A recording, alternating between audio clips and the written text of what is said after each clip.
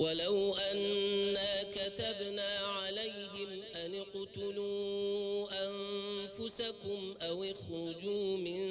دياركم ما فعلوه إلا قليل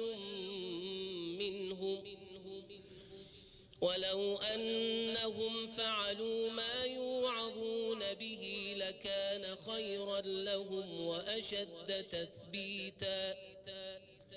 وإذا لآتيناهم من لدنا أجرا عظيما ولهديناهم صراطا مستقيما ومن يطع الله والرسول فأولئك مع الذين أنعم الله عليهم من النبيين والصديقين والشهداء والصالحين وحسن أولئك رفيقا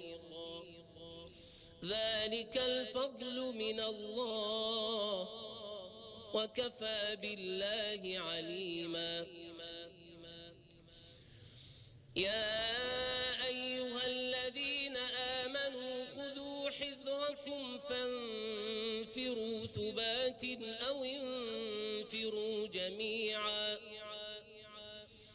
وإن منكم لمن ليبطئن فإن أصابتكم مصيبة قال قد أنعم الله علي إذ لم أكن معهم شهيدا ولئن أصابكم فضل من الله ليقولن كأن لم تكن بينكم وبينه مودة يا ليتني كنت معهم فأفوز فوزا عظيما